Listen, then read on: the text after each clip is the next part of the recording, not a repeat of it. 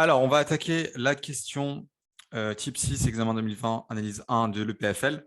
Donc, c'est un QCM. On nous demande, en fait, lorsque cette série converge, et puis, enfin, quand est-ce que cette série converge. Et puis, on a 4 possibilités pour alpha. Et donc, alpha qui est un paramètre inconnu. Donc, il faut choisir parmi les 4 possibilités. Donc, je vais me lancer dans la résolution. Donc, ce que je vais faire, c'est que je vais prendre le terme général de la série, qui est ce terme-là. Et en fait, le terme général, je vais le réécrire. Donc, je développe ce qu'il y a dedans ici. Et je peux montrer, entre guillemets, hein, donc ce n'est pas très rigoureux, mais ça marche, que cette série-là, elle est équivalente, enfin, ce terme-là est équivalent dans le terme dans le sens des séries à ce terme-là.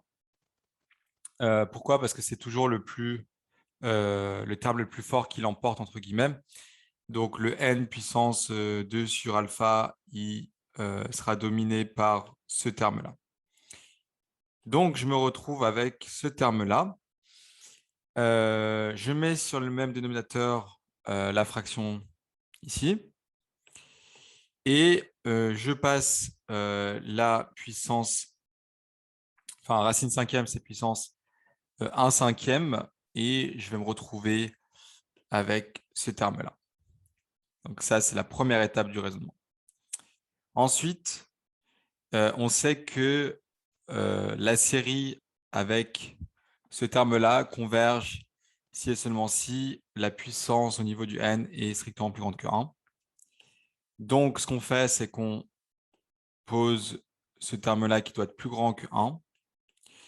Je multiplie par 5 alpha qui est positif par rapport à l'énoncé.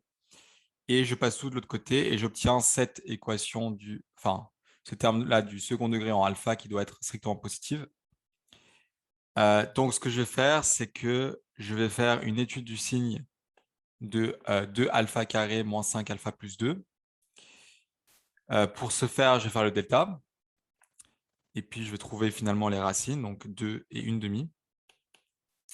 Je fais mon tableau de signes, donc juste là, tableau de signes classique, avec 1 demi et 2. La partie positive, en fait, c'est ici et ici.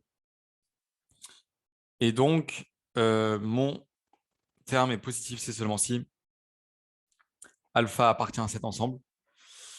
Donc, je dois avoir alpha qui doit... Donc, si je résume bien le raisonnement, on a la série initiale qui est équivalente à cette série-là, qui converge si ce terme-là est plus grand que 1, donc si ce terme-là est strictement plus grand que 0, qui est équivalent à ce que alpha soit dans cet intervalle-là.